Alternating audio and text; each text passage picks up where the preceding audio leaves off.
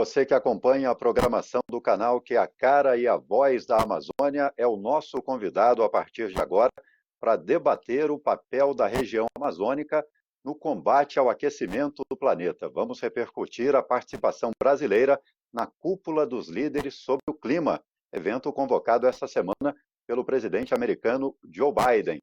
E os nossos convidados para participar dessa conversa são Eduardo Lunardelli Novaes, que é secretário executivo adjunto do Ministério do Meio Ambiente, e também com a gente Janaína Dalan, engenheira ambiental, faz parte do quadro de especialistas da ONU para projetos de mudanças climáticas. Janaína, muito bem-vinda ao AmazonSat. Bom dia, é um prazer estar aqui com vocês, agradeço o convite para a gente participar desse debate tão importante dessa questão de mudanças climáticas, que a gente já trabalha nisso há mais de 20 anos, temos um importante papel na luta contra as mudanças climáticas, e a Amazônia é um dos principais agentes de proteção e de um vetor que a gente entende como muito importante para que a Amazônia, para que essas mudanças climáticas elas realmente não ocorram e que a gente consiga bater o 1,5 graus Celsius no máximo, para que a gente não passe por um problema maior. Também dou as boas-vindas ao secretário executivo adjunto do Ministério do Meio Ambiente, Eduardo Lunardelli. Seja bem-vindo. Muito obrigado, Wellington. Boa tarde, ouvintes. Um prazer estar aqui com vocês para debater esse assunto tão importante. Antes da gente começar a nossa conversa, vamos conferir aí os principais trechos da participação do presidente Jair Bolsonaro no discurso de abertura, em que vários presidentes falaram no primeiro dia da Cúpula dos Líderes. Vamos ver. O discurso do presidente Jair Bolsonaro era um dos mais aguardados na abertura da cúpula. A subida do desmatamento na Amazônia nos últimos 2 anos fez crescer a pressão internacional e os questionamentos em relação à política ambiental do governo. Para mostrar que não se sentia pressionado, Bolsonaro destacou o bom histórico brasileiro em comparação a outras grandes economias do planeta. Ao discutirmos mudanças do clima, não podemos esquecer a causa maior do problema: a queima de combustíveis fósseis ao longo dos últimos 2 séculos. O Brasil participou com menos de 1% das emissões históricas de gases de efeito estufa, mesmo sendo uma das maiores economias do mundo. No presente, respondemos por menos de 3% das emissões globais anuais. Contamos com uma das matrizes energéticas mais limpas, com renovados investimentos em energia solar, eólica, hidráulica e biomassa. Somos pioneiros na difusão de biocombustíveis renováveis. O presidente também lembrou resultados obtidos por governos anteriores. Somente nos últimos 15 anos, evitamos a emissão de mais de 7,8 bilhões de toneladas de carbono na atmosfera. E se comprometeu com metas a serem alcançadas em gestões futuras. Determinei que nossa neutralidade climática seja alcançada até 2050, antecipando em 10 anos a sinalização anterior. Entre as medidas necessárias para tanto, destaco aqui o compromisso de eliminar o desmatamento ilegal até 2030, com a plena e pronta aplicação do nosso Código Florestal. Com isso, reduziremos em quase 50% nossas emissões até essa data. Para o presente, prometeu algo que a área econômica do governo ainda terá de resolver: mais dinheiro para fiscalização. Determinei o fortalecimento dos órgãos ambientais, duplicando os recursos destinados às ações de fiscalização. Bolsonaro também cobrou apoio de países e empresas para criar alternativas econômicas sustentáveis na Amazônia, para que as comunidades locais possam enxergar mais valor na floresta em pé. Devemos enfrentar o desafio de melhorar a vida dos mais de 23 milhões de brasileiros que vivem na Amazônia, região mais rica do país em recursos naturais, mas que apresenta os piores índices de desenvolvimento urbano. A solução desse paradoxo amazônico é condição essencial para o desenvolvimento sustentável da região. Com base no que a gente viu e ouviu, eu dirijo a minha primeira pergunta para o secretário Eduardo Lunardelli. O governo brasileiro está cobrando às grandes potências uma compensação maior pelos serviços ambientais prestados pela Amazônia, secretário? Na verdade, o governo brasileiro não está cobrando, o governo brasileiro está convidando, porque, na realidade, a oportunidade de participar da conservação da Amazônia e monetizar os serviços ambientais que nós produzimos na Amazônia, inclusive relativos à questão de carbono, né? E mais importante do que isso, as pessoas que vivem no bioma amazônico e que fazem o trabalho de conservação e que, portanto, precisam ser remunerados por esse trabalho, é uma oportunidade que os países desenvolvidos têm de fazer suas compensações, suas mitigações de gás de efeito estufa, que certamente tem muito mais competitividade do que o que se pratica no mercado americano, por exemplo. Portanto, se trata de um convite, né, e não de uma cobrança. Janaína, como é que você avalia a participação brasileira nessa cúpula convocada pelo Joe Biden, que tenta tomar o protagonismo desse combate à subida da temperatura no planeta? A gente acompanhou todas os grandes líderes, as falas líderes, as metas e as novas metas colocadas e etc. O Brasil ele mostrou um posicionamento de mudança de postura, o que foi bastante positivo. A gente entendeu que ele pelo menos sinalizou que tem a vontade de. Sentimos bastante falta de ações concretas que realmente demonstrassem como fazer e de que forma chegar a essas novas metas que foram enunciadas, né, de realmente agora alcançar neutralidade em 2050 e não mais 2060, acompanhando os outros grandes líderes, as outras grandes nações do mundo. Essa nova meta de 40% até 2030, ou seja, nessa década ainda diminuir significativamente as suas emissões, também demonstrar de que forma concretamente chegar a esses números, de que forma isso será realmente tirado do papel, mas foi, de uma forma geral, um posicionamento de mudança, o que é bastante importante, essa sinalização para o mundo. Inclusive o Brasil, ele sempre teve esse papel muito de protagonista nessa questão de mudanças climáticas, né? Eu acompanho essa questão há 20 anos já. O Brasil sempre teve essa liderança nas COPs, que são as conferências das partes, as reuniões anuais de grandes líderes e das nações sobre a questão de mudanças climáticas. O Brasil sempre foi um dos líderes nessas negociações, sempre trouxe ideias, inclusive os projetos de MDL, que é o Mecanismo de Desenvolvimento Limpo, foram trazidos pelo Brasil e a gente espera que o Brasil retome essa postura de protagonista e de liderança nessas questões, assim como os Estados Unidos já vem demonstrando essa mudança com o presidente Joe Biden. E agora eu pergunto para o secretário o seguinte: o Joe Biden destacou que há muitas oportunidades a serem exploradas, né? Ele teve um tom bem otimista nessa questão de desafio que o planeta enfrenta. Parece que geração de empregos, de possibilidades com uma economia focada no desenvolvimento. Como é que você vê isso, Eduardo? Sem dúvida nenhuma. Ele tem toda a razão. Acho que é importante a gente destacar que o retorno dos Estados Unidos para o regime climático global trouxe um rearranjo dos interesses que digamos que estavam sendo colocados na mesa pelos países desenvolvidos e países em desenvolvimento. A gente tinha, obviamente, com a saída dos Estados Unidos, uma preponderância muito grande dos interesses europeus, que são interesses, muitas vezes, que vê como líderes, né, como que eles são e formadores de opinião, combate às mudanças.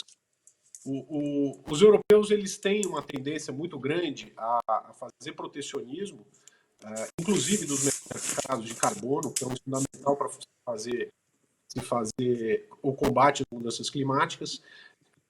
E esse protecionismo fez com que nos últimos ano e meio, 2 anos, provavelmente desde a COP de Madrid, em 2019, a COP do Chile, que ocorreu em Madrid, a gente observou que a palavra combustíveis fósseis desapareceu dos debates, simplesmente sumiu dos debates. Só se falava de agricultura e uso da terra, desmatamento, etc., que tem seu papel nas questões climáticas, mas é um papel menor.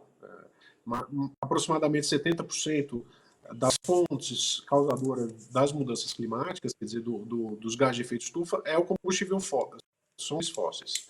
Então, com o retorno dos Estados Unidos para o tabuleiro, para, enfim, o regime climático, e colocando, forçando todos os países do mundo nessa discussão a tocar em todos os assuntos, inclusive, e é muito importante que se diga, o governo americano não se furtou a assumir a responsabilidade dos países desenvolvidos em fazer frente ao financiamento para que os países em desenvolvimento possam fazer suas mudanças, porque, afinal de contas, os países desenvolvidos eles se desenvolveram no modelo da Revolução Industrial, que basicamente é um modelo de emissão de gás de efeito estufa. Então, eles enriqueceram em cima de um modelo de emissões. Em respeito a um princípio basilar, que é o das responsabilidades comuns, porém compartilhadas, nós testemunhamos com muita alegria a entrada dos Estados Unidos novamente nas discussões climáticas, o que tem trazido, ou pelo menos a gente tem visto demonstrações de que voltaremos a ter um equilíbrio maior nas discussões e na procura de soluções, inclusive, e isso é muito importante, na criação de empregos, que é algo muito importante, especificamente na questão amazônica. Secretário, a gente está vendo uma guerra de narrativas, né? Países que apontam o dedo para o Brasil, aqui dentro do país também empresas apontando o dedo para essa questão. Não resta dúvida de que o desmatamento ilegal é o calcanhar de Aquiles desse governo. O Brasil, como um todo, tem um histórico para apresentar, mas nessa batalha de narrativas, parece que está todo mundo apontando o dedo para o Brasil, dizendo, vocês precisam fazer alguma coisa urgentemente, independente do histórico bom que vocês têm nessa área ambiental. Como é que você vê isso, Janaína? Essa questão da Amazônia e do desmatamento é algo que chama a atenção realmente mundial. Ela está bem em foco. A gente entende que o desmatamento ele aumentou muito nos últimos anos, mas barrar o desmatamento na Amazônia ela é uma questão de custo de oportunidade. Ele ocorre porque os proprietários das áreas e as comunidades locais tradicionais, elas não têm alternativas claras de atividades econômicas. Elas caem para venda de madeira ilegal, elas não encontram uma alternativa de atividade econômica, né? Se essa bioeconomia tivesse ativa e elas tivessem claramente onde trabalhar, talvez esse fosse um dos vetores que a gente conseguisse para barrar o desmatamento, né? A gente vê que os proprietários, eles desmatam suas áreas, né, extraem madeiras, que são as comerciais, colocam gado onde foi aberto, essa é uma prática comum na Amazônia, e é o que eles conhecem, é o que existe de alternativa econômica, né? Então, mas nós temos um papel importante nisso, porque o sistema de geração de crédito de carbono, para evitar desmatamento através de projetos REDD+, ele já tem um sucesso no Brasil. A gente já está caminhando para conservar 10 milhões de hectares na Amazônia, sendo que a Amazônia tem uma área de risco de 100 milhões, a gente caminha já para 10% então dessa área, o que é muito, muito importante e muito relevante. A gente desenvolve esses projetos monetizando essas propriedades e levando renda às comunidades locais, estabelecendo cooperativas para extração de açaí, extração de castanha, sempre de uma maneira sustentável, fomentando treinamentos para essa comunidade e realmente trazendo oportunidades para que elas tenham uma alternativa e não caiam no roubo de madeira e venda para madeireiros ilegais, que é a realidade deles, é o que eles conhecem hoje, né? Então, a gente tem esse papel muito importante que já acontece e a gente quer que isso se expanda, Porque se a gente levar esses projetos e essa oportunidade de alternativa, a gente consegue alcançar muito mais áreas que estão realmente em grande ameaça. A olhos vistos, quando a gente viaja para a Amazônia, a gente vê as florestas pegando fogo, enfim, é realmente uma cena muito chocante, mas existem alternativas. Com base nisso que você falou, eu lembro a fala do próprio presidente lá no discurso, né, que é preciso melhorar as condições de vida dos mais de 23 milhões de habitantes que vivem lá na Amazônia. Secretário, o governo espera, o próprio presidente cobrou ajuda de governos estrangeiros e de empresas para que isso possa se concretizar. Mas é possível fazer alguma coisa com o nosso orçamento independente dessas doações? Olha, eu gostaria de fazer uma menção. Primeiro, dizer à Janaína que eu concordo rigorosamente com o que ela disse aqui. Ela colocou de uma forma bem técnica aquilo que o ministro Ricardo Salles e o presidente Bolsonaro dizem, que nós precisamos pensar nas pessoas, as pessoas foram deixadas para trás. A Amazônia tem problemas estruturais gravíssimos, como toda uma questão de uma bagunça enorme com a questão fundiária, inúmeras áreas, territórios gigantescos que não estão destinados, falta de regularização fundiária. 492 mil famílias foram assentadas no bioma amazônico pelos governos anteriores e não receberam título de propriedade. Portanto, o aumento do desmatamento que nós enxergamos desde 2012, ele é responsabilidade de um problema histórico que nós temos. É hora da gente parar de ficar querendo apontar dedos ou querer soluções mágicas. Se os problemas brasileiros, eles são problemas de fundo, são problemas estruturais. Pela primeira vez na história, nós temos um governo que pensa nas pessoas, que coloca o dedo na ferida e diz assim, senhores e senhoras, não adianta nós imaginarmos que os indígenas que eventualmente não têm nenhuma alternativa de criação de prosperidade vão deixar de fazer mineração, garimpo ilegal, se eles têm minério ali. Nós temos que enxergar essa é a realidade da Amazônia. Precisamos tocar resolver os problemas estruturais e pensar em construir caminhos que incluam as pessoas, que deem às pessoas alternativa. Eu gostei muito da palavra que a Janaína usou, que é a questão de custo de oportunidade. O custo de oportunidade, o que significa isso? A pessoa está precisando comprar o jantar para sua família. Tem uma árvore que ela pode faturar R$50, que no mercado lá na frente vai valer R$20 mil, mas para ela R$50 é o suficiente para ela comprar o seu jantar. Se ela não tem outra alternativa, ela não tem por que deixar de acessar essa forma de alimentar sua própria família. Então, nós temos que pensar em sustentabilidade, inclusive econômica, para as pessoas da Amazônia. Secretário, o que o Ministério do Meio Ambiente tem feito no sentido de, digamos assim, normatizar serviços ambientais no Brasil, para que o país possa receber os recursos e que as pessoas que estão lá possam receber pelos serviços ambientais que prestam? Muito bem. O Ministério do Meio Ambiente publicou o Programa Nacional de Serviços Ambientais, chamado Programa Floresta a Mais, que depois, posteriormente, foi aprovada a lei, né, no Congresso, inclusive na Câmara de Deputados foi aprovada por unanimidade, que também trata das questões de serviços ambientais. O conceito principal, que eu acho que é um dos esforços que nós temos feito no Ministério do Meio Ambiente, o ministro Ricardo Salles tem dado uma instrução muito clara em relação a isso, é acabar com o monopólio do governo federal que havia no passado em relação a toda a riqueza produzida no país através dos serviços ambientais. É desregulamentar o mercado no sentido de dar acesso a privados, a empreendedores, aos estados, aos governos do estado, de forma que eles possam construir os seus projetos, os seus programas, com muito respeito ao comprador desses serviços, e aí a gente pode falar um pouquinho de crédito de carbono, que são, nesse momento, no mercado voluntário, que é aquilo que nós temos hoje no Brasil, são as empresas que fazem emissões de gás de efeito estufa e pretendem fazer mitigações dessas emissões através da compra desses créditos.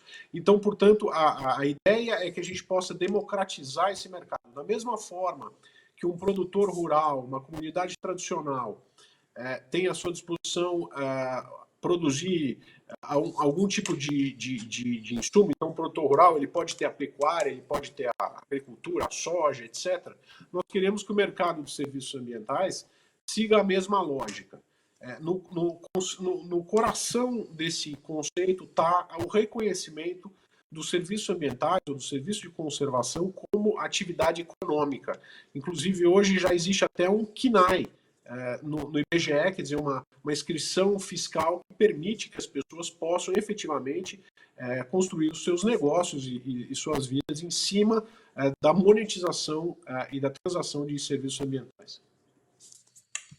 Janaína, com base nesse objetivo de melhorar a vida de mais de 23 milhões de amazônidas, com a regulamentação que a gente tem hoje, é possível tocar projetos na Amazônia? O que é necessário para realmente usar a biodiversidade amazônica em prol do desenvolvimento socioeconômico dos amazônidas?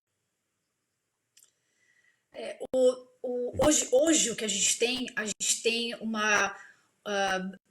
o setor privado, na verdade, ele atua nesses projetos de REDD+, e de uma maneira privada e particular. O governo realmente ele lançou, né, essa lei de pagamento de serviços ambientais, reconhecendo esses projetos de REDD+, o que já foi um passo muito importante. O que falta é estabelecer um mercado regulado interno para que a gente fomente esses projetos e que esses créditos tenham destino. Não adianta nada a gente fazer projetos e ninguém comprar esses créditos, porque senão ninguém quer fazer. Ele fala, eu vou botar gado, porque me dá muito mais do que um crédito de carbono. Então, o que falta agora é realmente a gente fomentar esse mercado interno, estabelecer regras para esse mercado interno, podendo até juntar com programas jurisdicionais, claro, evitando a dupla contagem, questões técnicas muito sérias de projetos, e principalmente a gente precisa de incentivos para as empresas, para que elas queiram ser carbono neutro. Várias empresas já lançam suas metas de ser carbono neutro e reduzir emissões, mas falta um incentivo. Na hora de fazer o cheque e realmente destinar para um projeto florestal na Amazônia, que é um projeto caro por si só, porque não é fácil fazer um projeto na Amazônia, não tem incentivo nenhum, é difícil chegar às vezes nos projetos. E se a empresa não tem um incentivo para que ela compre esses créditos de carbono, a gente não fecha a conta, a gente não fecha essa cadeia. Ela podia ser, da maneira mais óbvia, incentivos fiscais para essas empresas, ou de uma maneira mais criativa, nesse mercado interno de carbono, que as empresas tenham 20% a 30% da sua meta, que seja empregada em projetos da Amazônia, de REDD+. Enfim, dá para a gente caminhar, dá para a gente ser criativo e dá para a gente retomar essa agenda no país que ela está atrasada. Vários países já têm seus mercados internos, já estão testando para chegar na COP26 em Glasgow em novembro, com muitas ações concretas, enfim, e o artigo 6.2 sendo realmente estabelecido e fechado, os países já estariam prontos. E o Brasil precisa estar pronto para novembro. E então, se a gente conseguir acelerar essa agenda e incentivar essas empresas a realmente tirarem do papel suas metas e comprarem esses créditos, incentivando esses projetos, a gente consegue reverter essa linha essa curva de desmatamento da Amazônia, que ela tem crescido muito nos últimos anos. Secretário, o governo brasileiro é acusado de travar as negociações lá pela regulamentação do artigo 6º, né, do Acordo de Paris. Qual a expectativa para a COP26 em Glasgow esse ano? Isso é uma alegação falsa. Quem travou as negociações na COP25 foi a Europa, foi exatamente a Europa que não fez nenhuma sessão. Isso foi testemunhado por países como o Japão, como o próprio Estados Unidos, que foi testemunha dessas negociações, países como a Austrália, África do Sul, China, Índia, etc. Então não é verdade que o Brasil trava, muito pelo contrário, o Brasil é o principal interessado no artigo 6º, exatamente por aquilo que a Janaína falou. O nosso interesse é que os mecanismos do artigo 6.2 e o MDS 6.4, principalmente o 6.4, seja um veículo para que a gente possa trazer capital internacional para validar e certificar e comercializar créditos de carbono de floresta nativa, inclusive, lá aí na Amazônia, de maneira que a gente possa, então, girar essa roda com muito mais potência e muito mais força. O Brasil tem muito interesse no artigo 6.4. O Brasil, o governo do presidente Bolsonaro é um governo que defende o liberalismo, que as empresas possam ter seu protagonismo. Isso é muito importante, principalmente através do 6.4. E nós temos uma expectativa interessante. Nós estamos relativamente otimistas em relação à COP de Glasgow, porque nós vimos uma mudança importante, como eu mencionei no começo, com a entrada dos Estados Unidos, mas também com um alinhamento muito grande. Isso é importante citar. Existe um alinhamento muito grande entre os países em desenvolvimento, dos quais o Brasil faz parte. Existem muitas posições que são posições conjuntas e, portanto, a gente acredita que as negociações serão menos difusas do que foram no passado. Ou seja, existe uma vontade maior política de todos os países do mundo e existem posições mais homogêneas também. Então, as possibilidades são relativamente boas.